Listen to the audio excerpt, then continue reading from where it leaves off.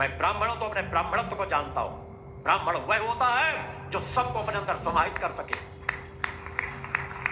ब्राह्मण के अंदर इतनी ऊर्जा, शक्ति, साहस और पराक्रम होना चाहिए जो सैकड़ों का पेट भर सके, जो दान दक्षिणा में अपना जीवन न जिए।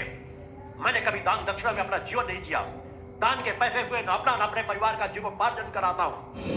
ये हर एक अंदर भावना होनी चाहिए। पुरुषार्थी बनो, कहीं ब्राह्मण सभा, कहीं क्षत्रिय सभा, कहीं कोई सभा, कोई सभा। अरे सभाएं करना है तो उन्हें अपना इतिहास बताओ कि इतिहास में इधर 1500 सालों की बात छोड़ दो, क्षत्रियों के अंदर क्षत्रित्व होता था, शौर्य होता था, पराक्रम होता था। वो हर गरीबों की रक्षा के लिए अपनी जान दे देता था।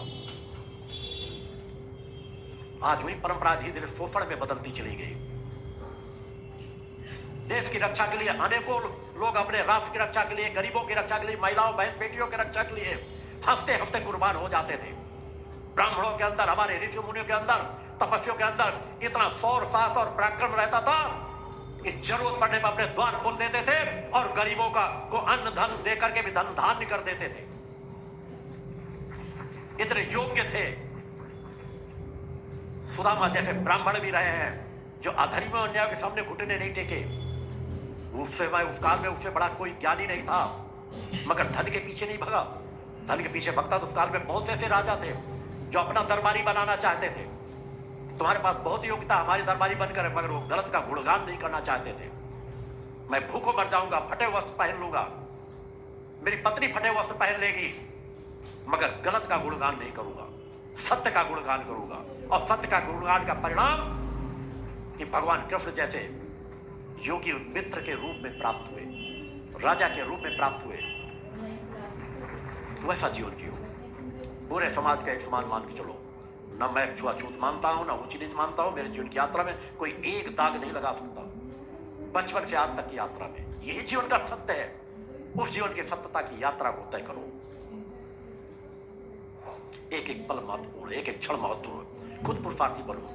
मैं स्वयं वैसा जीवन जीता हूं, अपने तीनों बच्चों को भी वैसा जीवन जीने की रास्ता देता हूं। उनके साथ भी कुछ व्यवसाय क्रम उसी तरह मैंने जोड़ रखे हैं कि ऐसा कर्म करो कि अपने उपार्जित धन से लोग 10% के लिए कहा जाता है तुम्हें 90% समाज सेवा में लगाना है, सिर्फ 10% में अपना जीवोपार्जन करना है।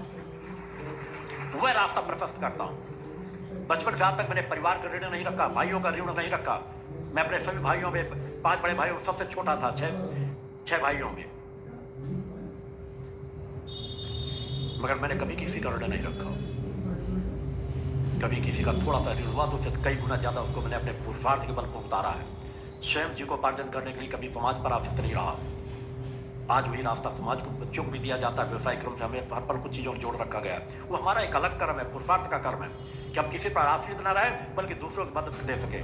आयुर्वेद का जो वो बढ़ रहा है, आयुर्वेद फूड प्रोडक्ट का प्रयासों का, इसे बहुत उन्नति के पथ पर ले जाया जाए।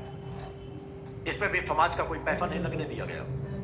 दान दक्षिणा समर्पण का